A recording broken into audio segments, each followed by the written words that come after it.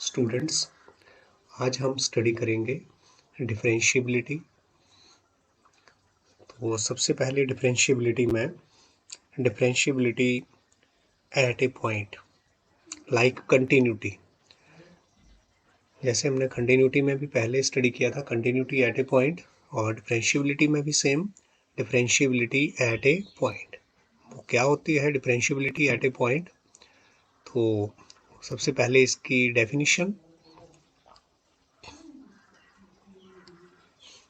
अगर हमारे पास कोई एफ एक्स कोई रियल वैल्यूड फंक्शन है which is defined on the interval open interval AB and let C be any point in the interval, then fx is said to be differentiable at x equal to C। हमारा function किसी point पर, point हमने क्या लिया है, वो point C लिया है, जनरल पॉइंट, वो हमारे इस इंटरवल में। यहाँ पर हमारा फंक्शन डिफरेंशिएबल कब होगा? If and only if limit this one x tends to C, x tends to C, fx minus fc upon x minus C exist मतलब ये हमारी लिमिट जो है वो एग्जिस्ट होनी चाहिए। दिस लिमिट शुड एग्जिस्ट, और लिमिट एग्जिस्ट जब होती है तो उसकी वैल्यू क्या होती है हमारे पास? फाइनाइट, इनफाइनाइट नहीं आनी चाहिए। तो लिमिट एग्जिस्ट करे, बट कैसे करे वो? फाइनाइटली, मतलब वैल्यू उसकी क्या आनी चाहिए हमारे पास? फाइनाइट वैल्यू होनी चाहिए। तो इसको लर्न करना कोई मुश्किल नहीं, बिल्कुल इजी, कि जब limit x tends to c तो डिनोमिनेटर हमारा सीधा ही क्या बन गया है, यहाँ से इसी को लिख देंगे, मतलब x माइनस सी, और यहाँ पर इसी का जो फंक्शन x का फंक्शन और ऊपर c का फंक्शन और साइन सेम। तो इस तरह से हम याद रख सकते हैं कि कैसे हमारा फंक्शन डिफरेंशिएबल है when this limit exist and it will exist finitely. तो अब ये जो हमारे पास एक्सप्रेशन आप देख पा रहे हैं, तो यही जो लिमिट है इसको हम क्या बोलते हैं? This limit is called the derivative।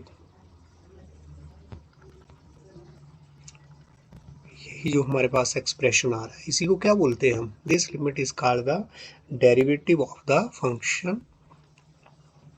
अब हमने यहाँ पर फंक्शन क्या लिया है? Of the function F x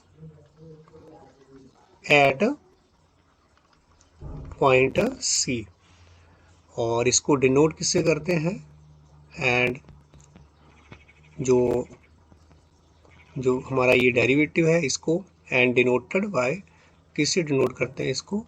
F dash सी से, या फिर इसका मतलब क्या है? एफ डैश सी का मतलब derivative of F at point C, या फिर इसको कैसे हम डिनोट कर देते हैं? Derivative of our function F X with respect to C at X equal to what?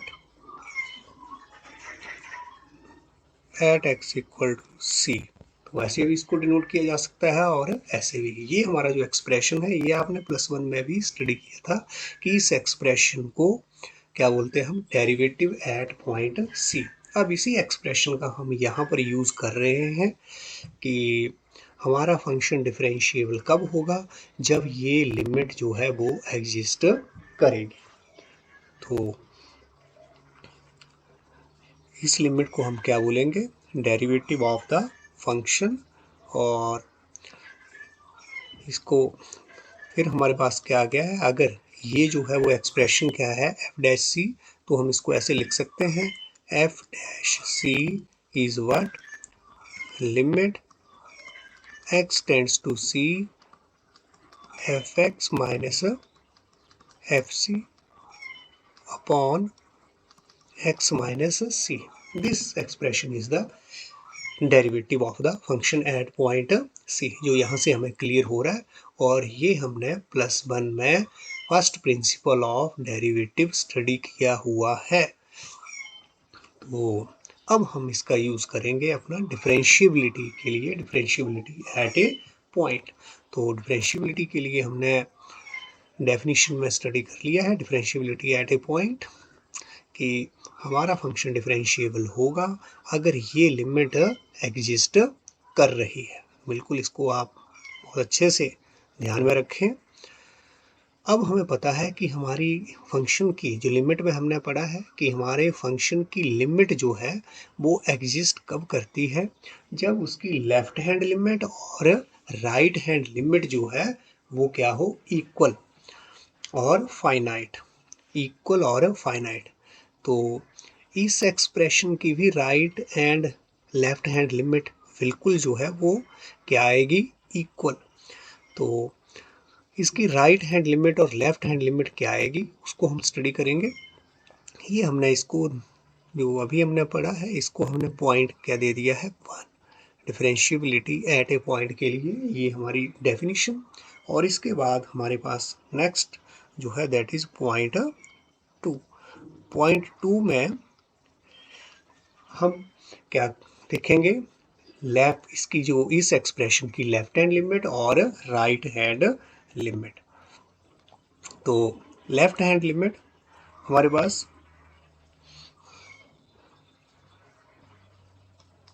Left hand जो लिमिट है वो क्या होगी,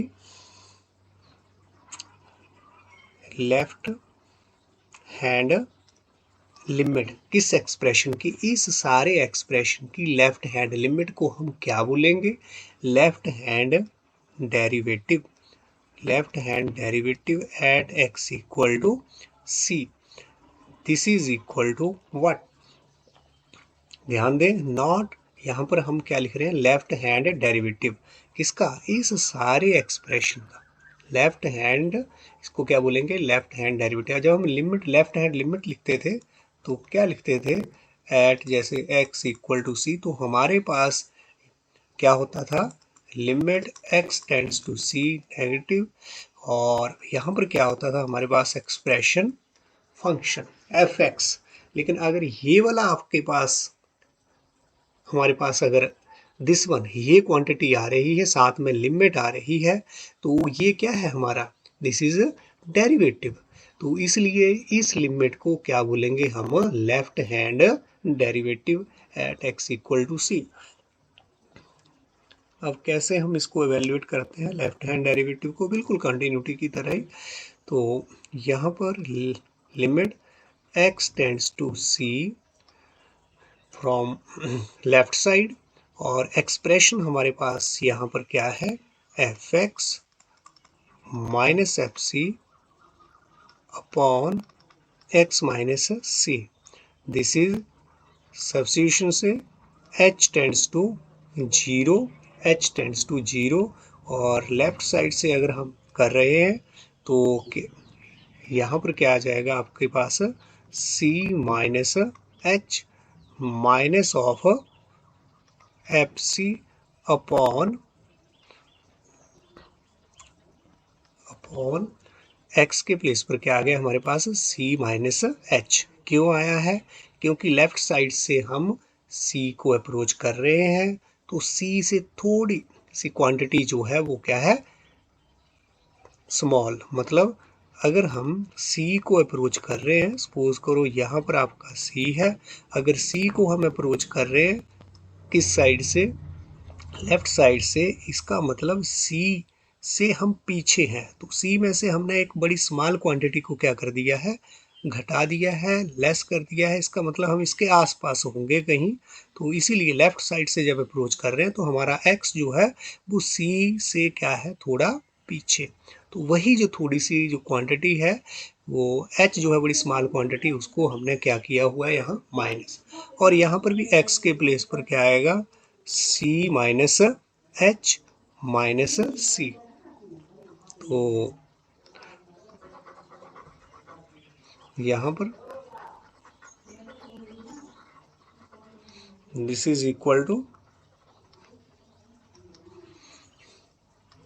लिमिट h टेंडिंग टू 0, और हमारे पास यहाँ पर क्या आ गया है, c minus h minus of f C upon, और यहाँ पर c और c कैंसिल और माइनस h। तो ये हमारा जो इस एक्सप्रेशन का लेफ्ट हैंड जो लिमिट है वो ये आया है, और इसको हम क्या बोलते हैं, लेफ्ट हैंड डेरिवेटिव। इस एक्सप्रेशन को हम बोलते हैं डेरिवेटिव, और इसकी जो लेफ्ट हैंड जो लिमिट है, this is left hand limit, this is a left hand limit of this expression, and this is what, this is a left hand derivative at x equal to c।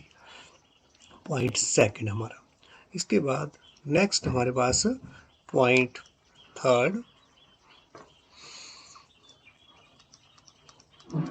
Point third में हमारे पास same वैसे ही क्या आ जाएगा, right hand derivative at x equal to c। तो limit, अब हम x को अप्रोच कर रहे हैं फ्रॉम पॉजिटिव साइड से, तो f x minus F c की लेफ्ट हैंड लिमिट है ये, this is the left hand limit of this expression, and this is equal to what, limit h tending to 0, और यहाँ पर हमारे पास c प्लस h। अब हम राइट साइड से c को अप्रोच कर रहे हैं, राइट साइड से, तो इसका मतलब अब c से थोड़ा बड़ी क्वांटिटी, तो वो क्या है हमारे पास, c plus h minus F C upon, this is यहाँ पर c plus h minus c, and this is what, limit h tending to 0 और f of c plus h minus of f C upon c minus c cancel, this is h, this is our right hand derivative at x equal to c। तो जब हमारा function जो है, अब इसको हम किससे डिनोट करते हैं, जो पॉइंट 2 में हमारे पास ये लेफ्ट हैंड डेरिवेटिव आया है, इसको हम ऐसे भी लिख सकते हैं, यहाँ मैं ब्रैकेट में लिख दे रहा हूँ, इसको हम किससे डिनोट कर सकते हैं, एफ डैश सी नेगेटिव, ये हमारे पास, और यहाँ इसको f dash left hand right hand, ये left hand derivative at c, और this is right hand derivative at point सी। तो इसको ऐसे भी हम डिनोट कर सकते हैं, राइट हैंड डेरिवेटिव को। अब हमारा अगर फंक्शन डिफरेंशिएबल होता है, तो हमें पता है कि हमारे फंक्शन की जो लिमिट है वो एग्जिस्ट होनी चाहिए, और एग्जिस्ट होनी चाहिए तो इट मीन्स हम लिमिट से स्टडी कर चुके हैं, जब किसी भी फंक्शन की लिमिट एग्जिस्ट करती है तो उसकी राइट हैंड लिमिट और लेफ्ट हैंड लिमिट जो है वो इक्वल और फाइनाइट होनी चाहिए। तो यहाँ पर हम लिख सकते हैं, therefore a function is called differentiable if and only if its limit किसकी, limit x tends to c, वही एक्सप्रेशन दोबारा से, डेफिनेशन जो है उसी को लिख रहा हूँ मैं दोबारा से, upon x minus c exist finitely, ये हमारी इसकी differentiability at x equal to c की डेफिनेशन है। तो यहाँ पर आप लिख सकते हैं function is called differentiable at x equal to c। c के ऊपर हम इसकी लिमिट ले रहे हैं, क्यों, क्योंकि हम c के ऊपर ही उसकी डिफरेंशियबिलिटी की बात कर रहे हैं, डिफरेंशियबिलिटी एट ए पॉइंट। अब हमने जो अभी लेफ्ट हैंड डेरिवेटिव किया है उसको तो दिस इफ आगे a function is differentiable if and only if this one exist finitely, या फिर a function is differentiable if and only if क्या होगा आपका जो F dash left hand derivative should be equal to F dash C, ये equal होना चाहिए। मतलब लिमिट अगर एग्जिस्ट करेगी तो लेफ्ट हैंड लिमिट, इसका मतलब क्या है, this is the left hand limit. और या फिर आप अभी पहले वैसे लिखें, और या हम क्या लिख सकते हैं, limit h tending to 0 f of c minus h, जो अभी हमने स्टडी किया, f of c upon h, ये इक्वल होना चाहिए limit h tends to 0 f c plus h तो upon h, here it is minus h। ध्यान रखें लेफ्ट हैंड जो लिमिट है तो हमारा फंक्शन डिफरेंशिएबल होगा अगर ये लिमिट एग्जिस्ट करेगी। इसका लिमिट कब एग्जिस्ट करती है, जब उसकी लेफ्ट हैंड लिमिट और राइट हैंड लिमिट क्या होती है, इक्वल होती है। तो ये तो हमारे लिमिट से आ रहा है कि लिमिट जो है एग्जिस्ट कर रही है, ये तो हमारी डेफिनेशन है डिफरेंशिएबिलिटी की। और अगर लेफ्ट लिमिट एग्जिस्ट कर रही है तो इसका मतलब ये दोनों लिमिट क्या होंगी, इक्वल होंगी। या फिर हम इसको क्या लिख सकते हैं, एफ डैश सी, इसका मतलब क्या है हमारे पास, what does this mean, left hand derivative at point C and this is equal to right hand derivative at point सी। तो ये दोबारा से फिर हमारी डिफरेंशिएबिलिटी की ही मैथमेटिकली एक डेफिनेशन ही है और कुछ नहीं।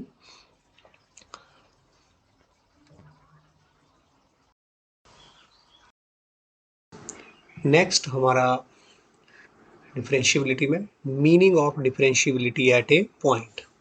तो जैसा हमने कॉन्टिन्यूटी में देखा कि अगर हमारा फंक्शन कॉन्टिन्यू होता है तो हमारे उस फंक्शन के ग्राफ में कोई ब्रेक नहीं होता है या फिर कोई जंप नहीं होता है। अगर हमारा जो फंक्शन कॉन्टिन्यू है तो उसका ग्राफ जो है वो क्या है, विदाउट ब्रेक है, अनब्रोकन है और उसमें कोई भी जंप नहीं होता है, कहीं से टूटा हुआ ग्राफ नहीं होता है कंटिन्यूस फंक्शन का। तो लेकिन अब डिफरेंशिएबिलिटी में ऐसा क्या है, डिफरेंशिएबिलिटी में हमारे पास क्वेश्चन उठता है कि यहाँ पर क्या होता है, इसके डिफरेंशिएबिलिटी के ग्राफ में क्या होता है। तो हम इसी को के बारे में स्टडी करेंगे कि जब हमारा कोई फंक्शन है उसका कर्व है तो उसके ग्राफ पर ऐसा क्या होता है, जैसे कंटिन्यूटी के ग्राफ पर कोई ब्रेक नहीं होता है, कहीं से टूटा हुआ ग्राफ नहीं होता है। तो उसी को हम यहाँ पर अभी जानेंगे। तो इसके लिए हम यहाँ पर ग्राफ बनाते हैं। तो डिफरेंशिएबिलिटी के मीनिंग के लिए हमारे पास मान लिया कि कोऑर्डिनेट एक्सिस में ये हमारा फंक्शन का ग्राफ है, y इक्वल टू, ये हमारे पास जो फंक्शन है that is y equal to fx। और हमारा जो ये फंक्शन है वो कहाँ डिफाइंड है, लेट जो हमारा ये y equal to fx is defined at या on an open interval, on an interval, कौन से इंटरवल है ए और बी। यहाँ पर ओपन इंटरवल में हमारा ये जो फंक्शन है वो डिफाइंड है। तो ये हम देख पा रहे हैं कि ये हमारे फंक्शन का जो है वो ग्राफ इस तरह से जा रहा है। अब सपोज करो कि हमारे फंक्शन में कोई पॉइंट है P, जैसे यहाँ पर जो है इधर हमने ले लिया कि यहाँ पर हमारा जो differentiability eight a point C पर अगर हम बात करें तो ये हमारा C है, और C से रिलेटेड यहाँ पर जो है वो y की वैल्यू इधर कहीं आएगी दिस पर। तो यहाँ पर ये कैसा पॉइंट है हमारे पास, ये दिस इज अ पॉइंट, इसको क्या ले लिया हमने P, और इसके कोऑर्डिनेट क्या हो जाएंगे x पॉइंट, तो इसके लिए क्या लिया हमने C, और y कोऑर्डिनेट यहाँ से आ जाएगा, y कोऑर्डिनेट इसके लिए क्या होगा f ऑफ C, क्योंकि इधर से ये क्या है this is y equal to f x, y equal to f x. अगर x हमारे पास C है तो y का कोऑर्डिनेट एट x के ऊपर क्या आ गया एफ C। तो ये हमने P पॉइंट जो है वो मान लिया कि हमारे कर्व पर है, और इसके नेबरहुड में, इसके नज़दीक एक इधर को भी पॉइंट हमने लिया है, और इधर को भी हमने लगभग बराबर डिस्टेंस के ऊपर हम यहाँ पर भी पॉइंट ले रहे हैं। इसको एक्सटेंड कर रहा हूँ मैं ग्राफ को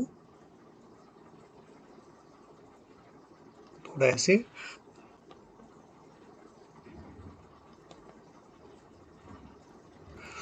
और इधर हमारे पास यहाँ पर हमने क्या पॉइंट लिया है, दिस इज पॉइंट यहाँ पर B, इसके नेबरहुड में, P के नेबरहुड में एक पॉइंट A, और ये वाला पॉइंट जो है वो क्या है हमारे पास B है। अब अगर हम इसको मिलाएं, इन पॉइंट्स को अगर हम मिलाते हैं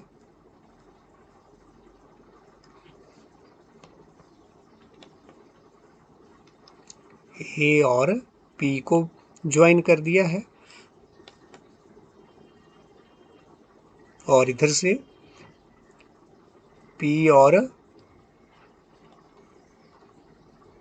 B को भी हमने क्या कर दिया है ज्वाइन कर दिया। अब ये A और B जो है वो बराबर डिस्टेंस पर P से, अब ये मान लिया कि ये कितना डिस्टेंस है इसका h डिस्टेंस, तो इधर को क्या हो जाएंगे A के कोऑर्डिनेट हमारे पास क्या हो जाएंगे, इधर को तो h जो है वो डिस्टेंस जो है वो कम हो जाएगा, और अगर ये पॉइंट हमारा x का तो इसके लिए y कोऑर्डिनेट क्या हो जाएगा C माइनस h, और यहाँ जो B का पॉइंट है वो h डिस्टेंस इसके राइट साइड में, लेफ्ट साइड में तो डिस्टेंस इधर को कम हो रहा है। बिल्कुल आप देखेंगे कि अगर यहाँ पे आपका इतना अगर h डिस्टेंस है तो इधर को जो है वो C से इधर को आएंगे तो h डिस्टेंस हमारा कम हो जाएगा, और अगर ये भी h डिस्टेंस पर है तो इधर को जब हम आगे जाएंगे तो हमारा C वाला पॉइंट क्या बन जाएगा C प्लस h, ये C प्लस h और y coordinate f of C plus h। तो इस तरह से हमारे पास ये क्या है ए भी एक क्या है सीकेंट, और पी भी क्या है हमारे पास एक सीकेंट है। तो अब अगर हम इस सीकेंट का क्या लें स्लोप लें, इस सीकेंट का अगर हम स्लोप लें तो हमारे पास क्या बनता है, देखें स्लोप ऑफ सीकेंट, वो सीकेंट कौन सा ए बी, इसका जो हमें पता है कि हमारे पास लाइन पर दो पॉइंट है तो उसका स्लोप हम कैसे निकालते हैं y2 minus y1 x2 minus x1, यानी कि यहाँ पर ए बी नहीं क्या है ये पॉइंट हमारे पास P, ध्यान दें दिस इज। अब y2 हमारे पास क्या है FC minus FC minus FC minus H, ये आपका सपोज करो y2, ये y1 अपॉन क्या आ जाएगा x2 माइनस x1, अगर ये आपने y2 लिया है तो ये क्या है हमारे पास x2, मतलब C माइनस h, ये क्वांटिटी आ जाएगी, and this is equal to what FC minus FC minus h upon C minus C plus h, and this is equal to what f c minus F c minus h upon but क्या आ जाएगा, c minus c zero और this is h. This implies that slope of जो A P है उसको हम एक और तरीके से भी लिख सकते हैं। अगर हम इस पॉइंट को इधर लिखें तो अगर हम मतलब दोनों न्यूमरेटर और डिनोमिनेटर में माइनस से मल्टीप्लाई करते हैं तो ये माइनस वाला क्या हो गया प्लस, और ये प्लस वाला क्या हो गया माइनस। तो और नीचे भी हमारा जो डिनोमिनेटर है वो भी क्या हो गया है माइनस। इसको हमने माइनस से इसलिए क्योंकि हम इसको लेफ्ट हैंड डेरिवेटिव जो था उसके ऊपर हम लेके जा रहे हैं। तो अब आगे देखें, दिस सिंप्लाइज दैट, अब मैं क्या करूं, अब हम क्या स्टडी कर रहे हैं, डिफरेंशियबिलिटी एट ए पॉइंट। ठीक है, differentiability eight a point c, और उसका मीनिंग हम जानने की कोशिश कर रहे हैं यहाँ पर। तो अब अगर मैं ए पॉइंट को पी के ऊपर ले जाने की कोशिश करूँ, मान लो ए पॉइंट पहले यहाँ गया तो हमारा सीकेंड जो है वो कैसा बन जाएगा। अगर यहाँ पर हमारा पॉइंट आ गया, ए पॉइंट को हम नियरेस्ट ले जाएं पी के, तो पहले ऐसे बनेगा, फिर यहाँ पर जाएगा, फिर ऐसे बनेगा, और जब और नज़दीक जाएगा ये वाला सीकेंड तो इसकी टेंडेंसी फिर क्या होगी, इस तरह की। ठीक है, ऐसे एक लाइन बन जाएगी। ये जो सेकंड लाइन थी वो इस तरह से लाइन है, जब जैसे जैसे इसका डिस्टेंस जो है वो हम क्या करेंगे, कम करेंगे, यानी कि ए को जैसे जैसे हम पी के पास ले जाते जा रहे हैं तो सेकंड जो है वो हमारा उसकी टेंडेंसी इस तरह की हो जाएगी, ऐसे ऐसे चल चल के वो सिर्फ कहाँ टच करेगा, पॉइंट पी पर टच करेगा, ये वाली लाइन जो है। ठीक है, इस साइड से हमारे पी पॉइंट के लेफ्ट साइड से। तो अब यहाँ पर क्या हो रहा है, जब हम ए को पी के पास ले जा रहे हैं इसका मतलब हमारा एच जो है वो कम हो रहा है। एच अप्रॉक्स कितना हो जा रहा है, टेंडिंग टू जीरो। तो क्या हो रहा है कि इस साइड जब हमारा लिमिट जो है एच टेंडिंग टू ज़ीरो हो रहा है, जीरो हो रहा है, तो f of c minus F c, तो इस साइड भी हम बोथ साइड एक किस्म से क्या, अब यहाँ पर हमने करा है taking limit h tending to zero, तो इधर भी हमारा this is slope of A P. तो दिस इम्प्लाइज दैट, इसको हम इधर लिख रहे हैं लिमिट, या फिर चलो अभी ऐसे लिख दें, स्लोप ऑफ ए पी जब हमारा limit h tending to zero हो रहा है तो ये सेकेंड का जो स्लोप है वो क्या बन जा रहा है, this is the left side से टेंजेंट बन जा रहा है, कहाँ पर, पी पॉइंट पर। तो इसको हम क्या लिख सकते हैं, जब एच टेंडिंग टू जीरो, तो ये जो हमारा सेकेंड है, ध्यान से देखें, जब हमारा एच जो वो टेंडिंग टू जीरो तो हमारा सेकेंड जो है वो क्या बन गया है, एक टेंजेंट बन गया है। तो ये जो लाइन है वो क्या बन गई है, टेंजेंट। तो पहले ये स्लोप ऑफ सेकेंड, अब क्या बन गया है, this is slope of tangent.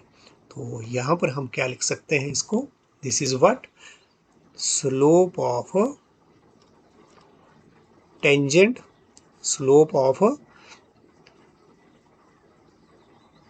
Tangent at point P. P के ऊपर वो जो सेकेंड था वो क्या बन गया है, एक टेंजेंट बन गया है, और टेंजेंट जो है किस साइड से बना है, on the left side, on the left hand side,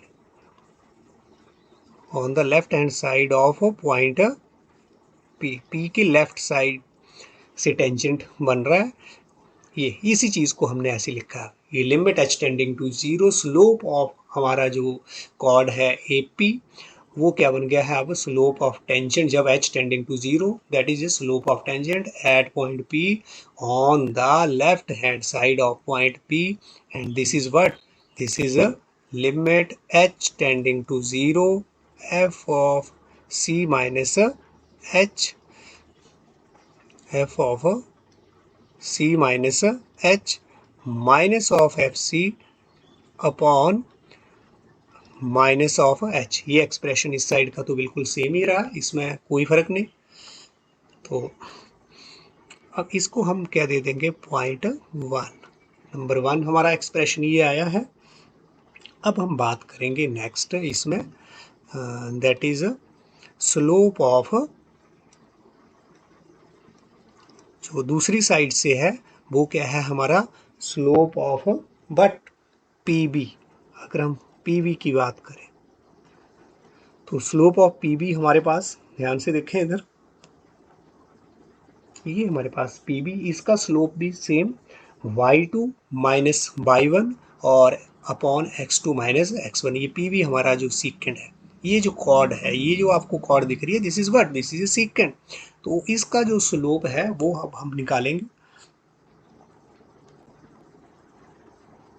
तो स्लोप ऑफ पीवी, यहाँ पर एफ ऑफ ये हमारा सी प्लस एच और minus f of c y2 minus y1 upon x2 is what, c plus h और minus of c।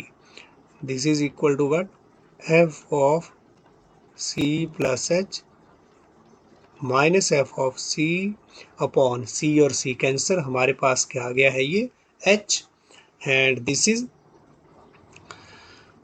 What. अब ये expression हम देख रहे हैं, तो अगर हम लिमिट h टेंडिंग टू 0 कर दें तो क्या बन जाएगा, ये हमारा लेफ्ट हैंड डेरिवेटिव।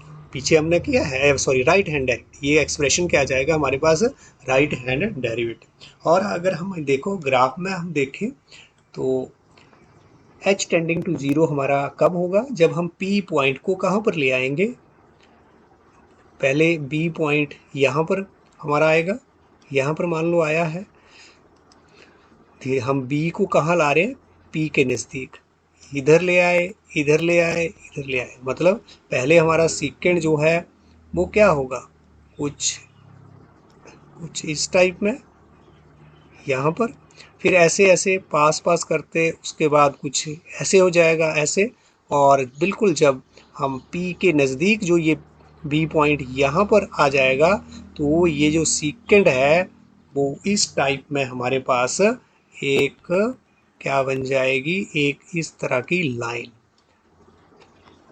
तो ऐसी लाइन बन जाएगी ये। तो जब हम बी पॉइंट को कहाँ ले जा रहे हैं, पी के नियरेस्ट, मतलब उस टाइम हमारा जो एच जो डिस्टेंस है, एच जो डिस्टेंस है वो क्या हो रहा है, लगभग 0 के नियरेस्ट जब हम उसको ले जा रहे हैं तो हमारा सीकेंड जो है वो क्या बन जा रहा है, इस तरह की लाइन। तो अब सीकेंड जो है वो क्या बन गया है, एक टेंजेंट। आप ग्राफ से भी देख रहे हैं क्या बन रहा है, एक टेंजेंट बन रहा है, लेकिन कब बन रहा है, when h tending to 0, when b is taken very nearest to point P. तो अब इसको हम लिखेंगे टेकिंग लिमिट, यहाँ पर टेकिंग लिमिट, लिमिट क्या ले रहे हैं हम, h tending to 0 on both sides. अगर हम यहाँ पर लिमिट लें तो क्या हो जाएगा, दोनों साइड हमें लिमिट लेनी है, h tending to 0, this is what, slope of PV is equal to, इस साइड लिया है तो ये एक्सप्रेशन किसके इक्वल आया है, इसके equal, this is what, limit h tending to 0 f of c plus h minus F C upon h। अब जब h टेंडिंग टू 0 हो गया है तो हमारा जो ये slope of PV, slope of PV क्या बन रहा है, ग्राफ से आप विजुलाइज कर रहे हैं, जब हमारा h टेंडिंग टू, ये इन दोनों का पॉइंट का डिस्टेंस जो है वो नेग्लिजिबल हो रहा है, बिल्कुल नज़दीक आ जा रहे हैं, मतलब जब h टेंड्स टू 0 हो जा रहा है तो हमारा सीकेंड जो है वो क्या बन जा रहा है, टेंजेंट क्या बन गया है, एक टेंजेंट बन गया है। तो यहाँ पर हम लिखेंगे this is what, this implies that this is a slope of tangent at point P on the, लेकिन अब ये किस साइड है, on the right hand side of P। ये slope of tangent at P on the right hand side of P, this is equal to ये इसके लिए तो हमने ये लाइन लिख दी है और बिल्कुल क्लियर है ये, this is a limit h tending to f of c plus h minus of f C upon h। ये हमारे पास इक्वेशन नंबर, इसको क्या दे दिया हमने, ये हमारे पास पहला एक्सप्रेशन आया था, ये this one is first and this one is our second. तो अब इन्हीं एक्सप्रेशन का हम यूज करेंगे differentiability at a point C का मीनिंग समझने के लिए। तो हमारे पास वी नो, हमें पता है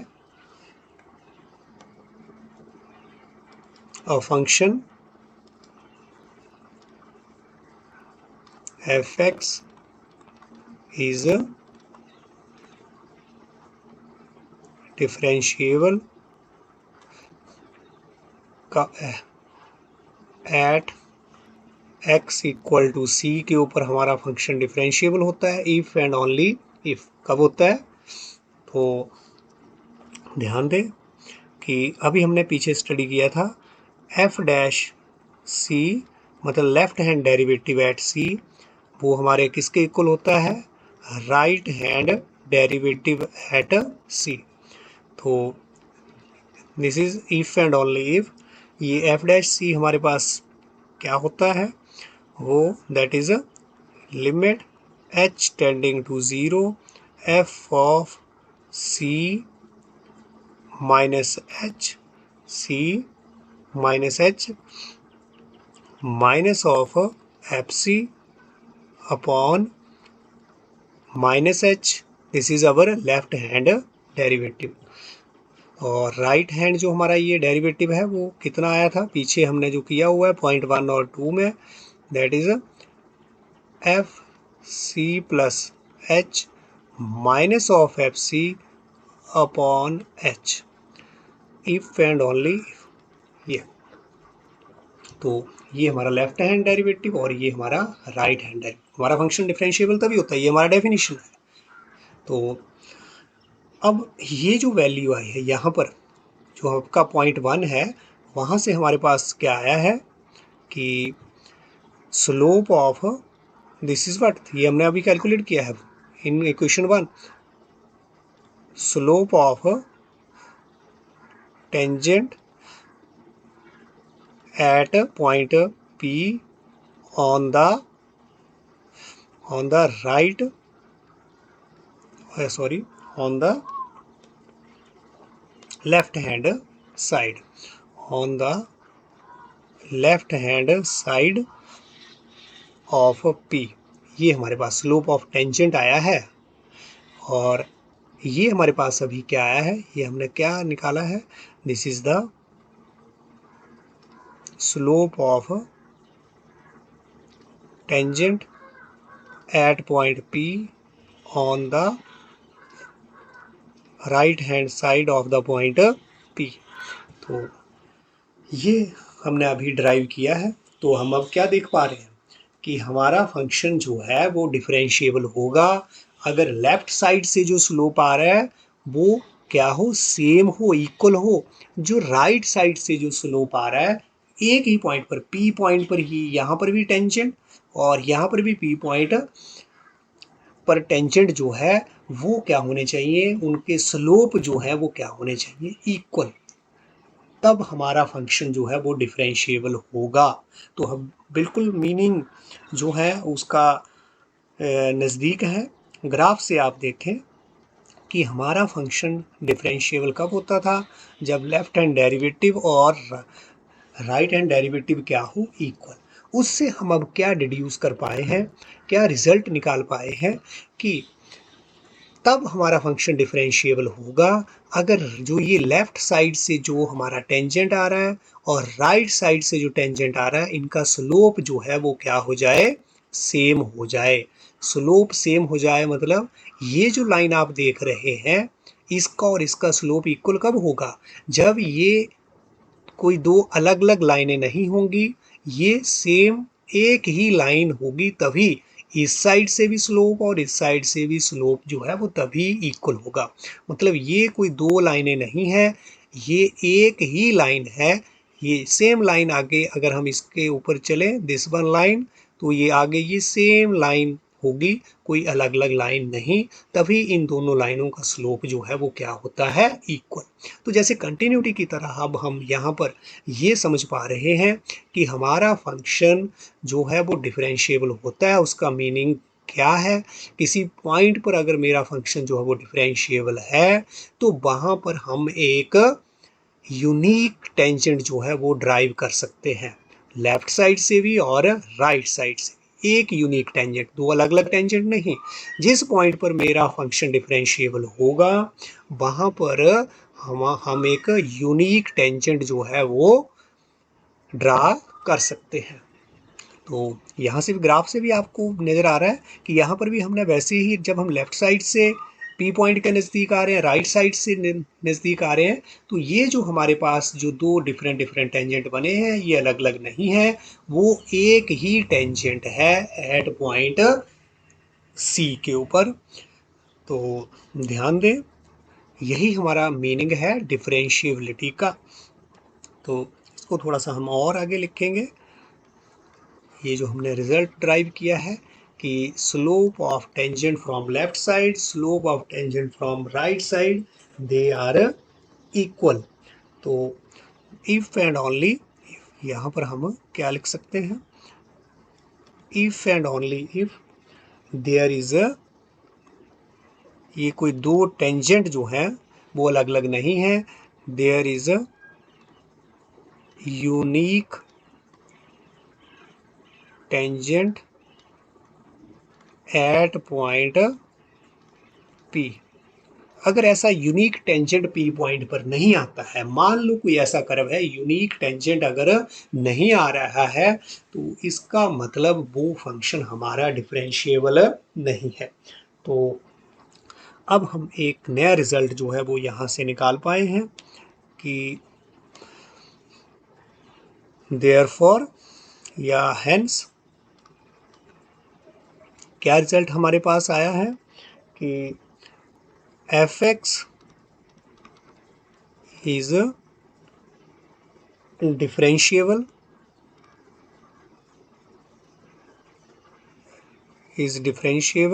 at point P if and only if।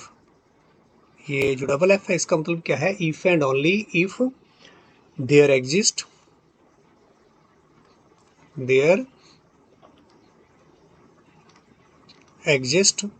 a unique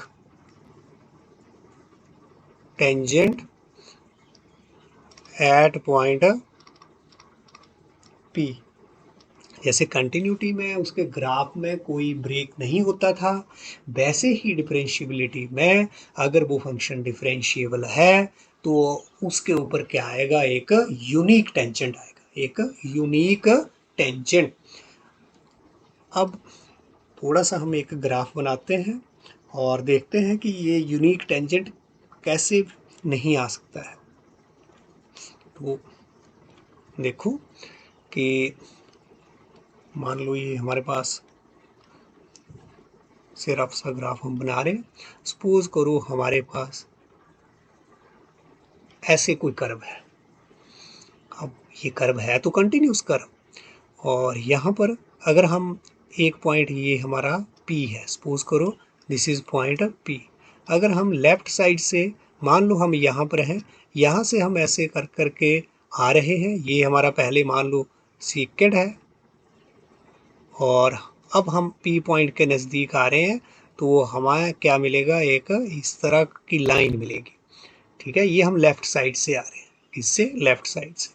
और जब हम राइट साइड से अप्रोच करें, मान लो हम यहाँ पर हैं, हम इसके नज़दीक आ रहे हैं, तो जैसे जैसे हम नज़दीक आ रहे हैं तो हमें कैसे एक लाइन मिलेगी, कुछ इस तरह की लाइन, इस टाइप की लाइन जो है वो हमें मिलेगी। इधर से ये, जब हम लेफ़्ट साइड से अप्रोच कर रहे हैं इस साइड से, तो ये लाइन, और जब हम राइट साइड से अप्रोच कर रहे हैं तो हमें ये लाइन मिल रही है।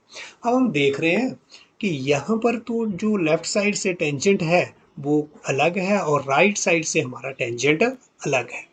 तो अब हमारा जो फंक्शन है, जब लेफ्ट साइड से और राइट साइड से हमें यूनिक टेंजेंट नहीं मिल रहा है पहले की तरह, जो पहले हमारे पास कर्व में आया है, तो इसका मतलब क्या है, सीधे सीधे हमारा फंक्शन डिफरेंशिएबल नहीं है अगर यूनिक टेंजेंट नहीं मिलता है।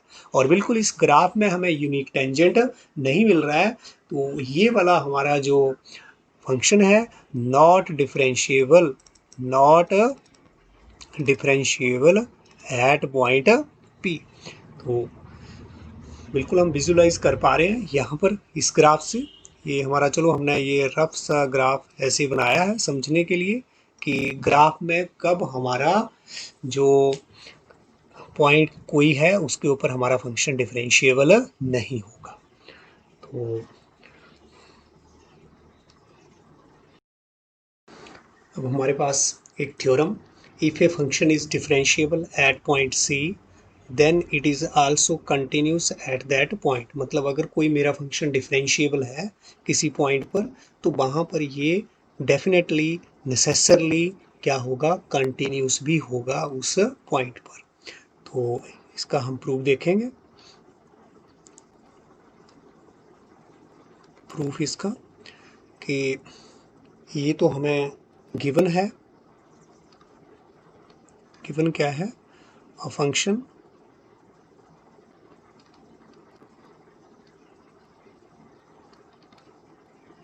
is differentiable at point C, therefore by definition of differentiability, वो क्या है, बोल रही है कि f डैश c हमारे पास क्या होगा, लिमिट, लिमिट हमारे पास x टेंडिंग टू c, और इधर F x minus F C, X minus C, ये डिफरेंशिएबिलिटी की डेफिनेशन है। अगर हमारा फंक्शन डिफरेंशिएबल है तो ये रिजल्ट हमारे पास आता है, ये हमने स्टडी किया हुआ है बाय।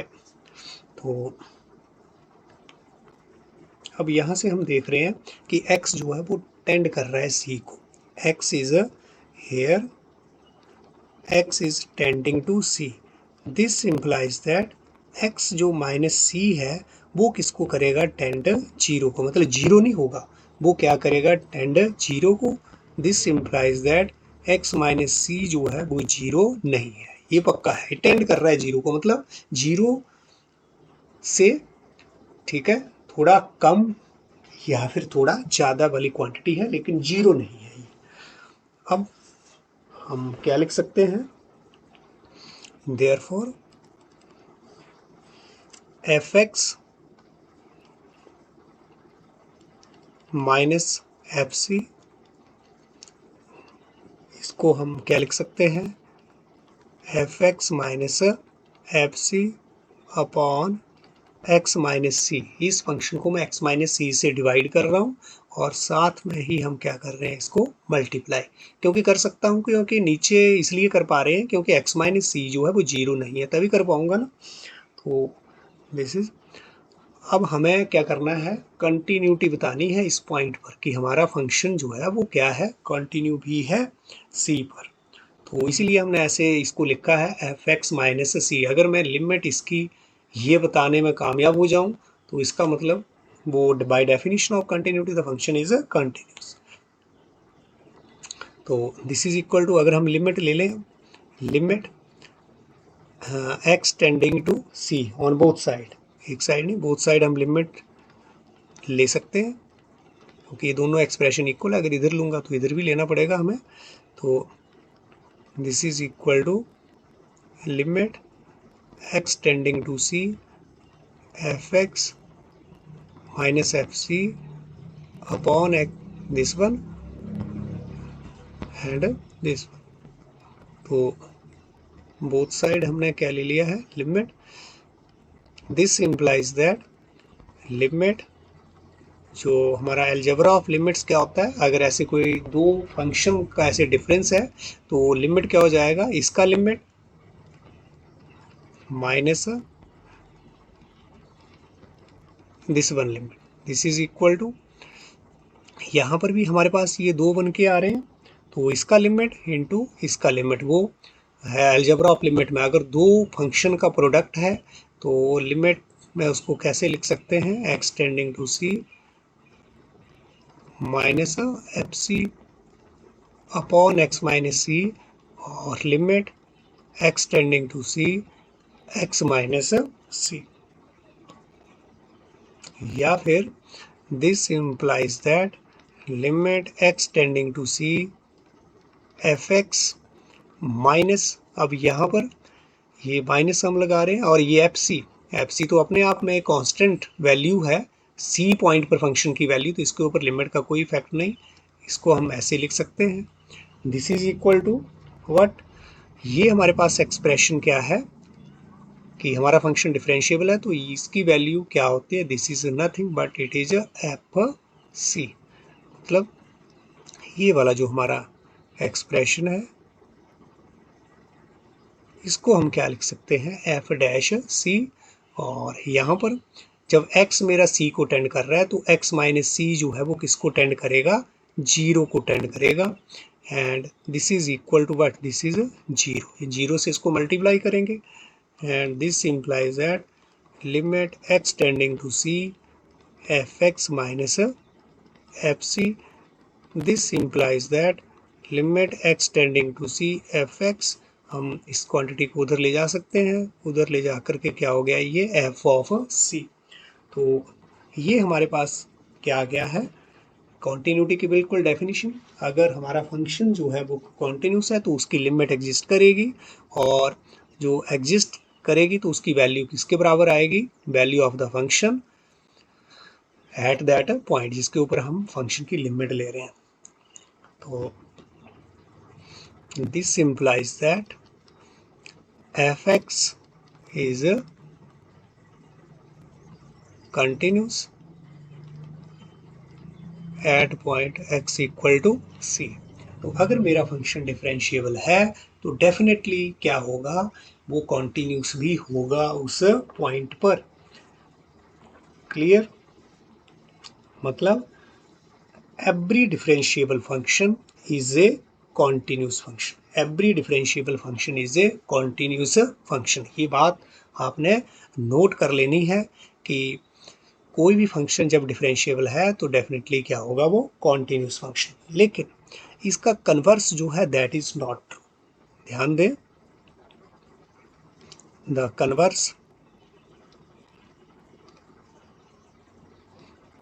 ऑफ द above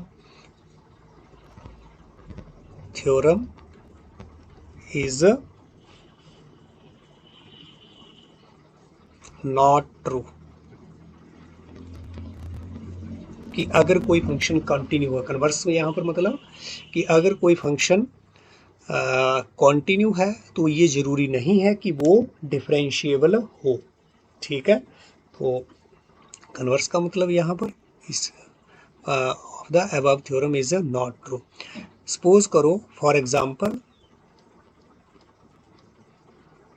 हमने क्या ले लिया है, फंक्शन जो है लेट, जो हमारा फंक्शन है वो क्या ले लिया हमने, मॉडुलस ऑफ एक्स। क्या ले लिया, एक मॉड फंक्शन ले लिया है। तो हमें पता है कि जो मॉड फंक्शन है उस वो क्या होता है, कॉन्टिन्यू। मॉड फंक्शन जो है वो क्या है, कॉन्टिन्यू। कैसे, अगर हम इसका ग्राफ बनाएं तो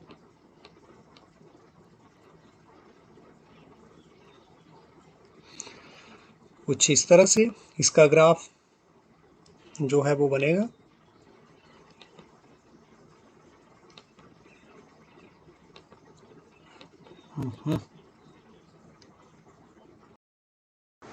तो कुछ इस तरह का हमारा f x equal to mod of x का ये ग्राफ, ये हमारा origin, this is x axis and this is y axis.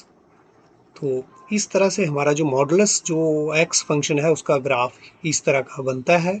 तो हम इस ग्राफ में देख रहे हैं कि ये हमारा जो ये जो ग्राफ है वो बिल्कुल कंटिन्यू है, इसमें कोई ब्रेक नहीं है, ऐसे चल रहा है, ऐसे ऐसे और इधर को ऐसे चलता जा रहा है।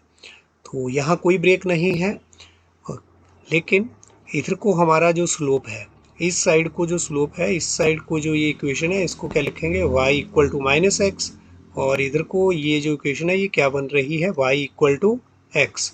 ये हमारे मॉडल्स एक्स का ग्राफ है, ध्यान दें। तो ये y equal to minus x और ये y इक्वल टू एक्स। अब इधर को जो आप स्लोप देख रहे हैं वो कितना स्लोप है यहाँ पर, इधर को -1, इसका जो स्लोप है वो कितना है, -1, और इस लाइन का स्लोप जो है वो कितना है, 1। तो मतलब ये दोनों ही जो स्लोप है वो क्या है, डिफरेंट डिफरेंट आ रहे हैं। इधर को स्लोप जो है वो -1, इधर को हमारा 1। तो जो हमारा ओरिजिन है उस पॉइंट के ऊपर हमारा फंक्शन जो है वो डिफरेंशिएबल नहीं है। हम देख पा रहे हैं कि ओ पॉइंट पर सेम टेंजेंट नहीं आ रहे हैं। अगर इस तरह का टेंजेंट आता, ये जो लाइन है सिर्फ ऐसा, तब हमारा फंक्शन जो था वो क्या होना था, डिफरेंशिएबल। लेकिन ये फंक्शन जो है वो कंटिन्यूस होने के बावजूद पॉइंट ओ पर, मतलब ओरिजिन पर, यहाँ पर डिफरेंशिएबल नहीं है। तो बिल्कुल इस एग्जाम्पल से क्लियर हो जाता है कि अगर हमारा फंक्शन कंटिन्यू है तो ये नेसेसरी नहीं है कि वो फंक्शन डिफरेंशिएबल भी होगा। अगर हमारा फंक्शन, ये देखो ग्राफ कंटिन्यू है, उसके बावजूद हमारा फंक्शन ओ के ऊपर डिफरेंशिएबल नहीं है। तो ये आप ध्यान रखें, the converse of the above theorem is not true. तो यहाँ तो हमने ग्राफिकली देख लिया कि हमारा मॉड एक्स जो है कि क्या है, डिफरेंशिएबल फंक्शन नहीं है एट पॉइंट ओ, मतलब जब x की वैल्यू क्या है, 0 है। अब हम मैथमेटिकली भी यहाँ पर शो करेंगे कि वाकई हमारा फंक्शन, मैथमेटिकली भी हम देख पाएंगे कि हमारा ये फंक्शन जो है डिफरेंशिएबल नहीं है। तो इसके सॉल्यूशन के लिए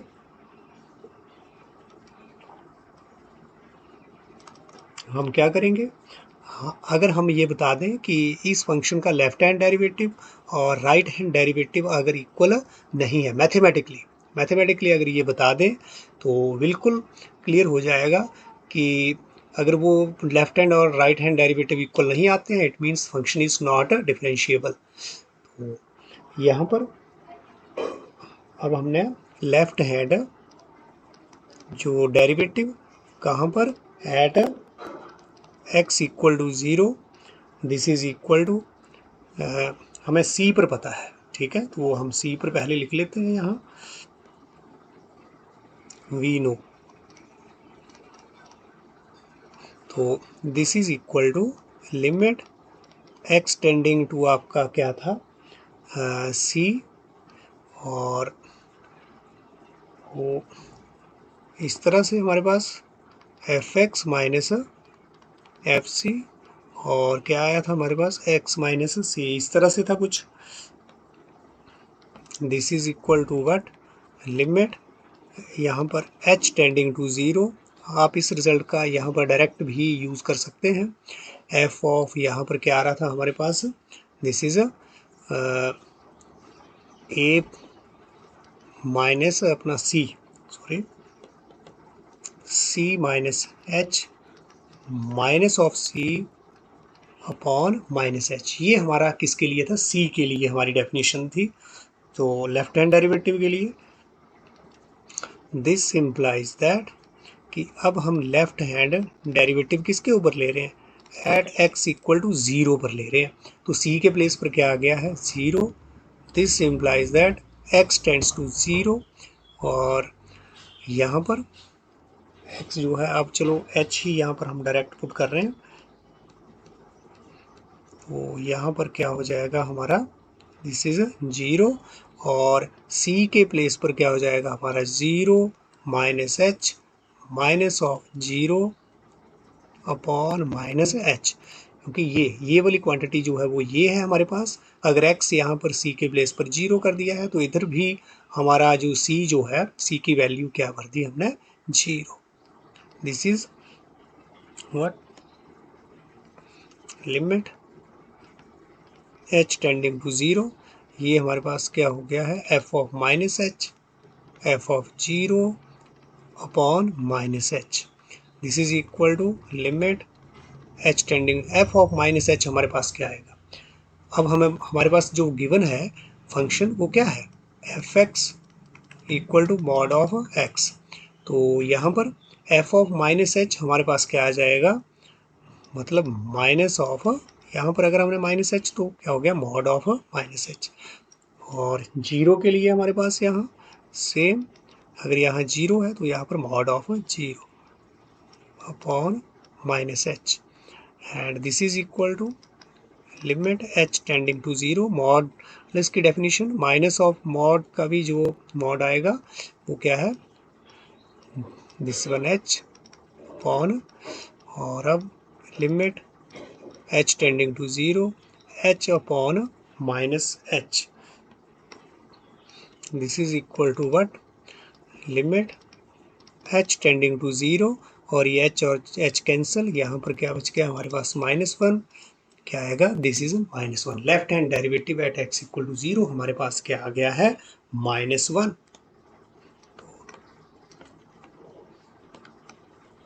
अब हमने क्या लेना है राइट हैंड डेरिवेटिव निकालेंगे। तो राइट हैंड डेरिवेटिव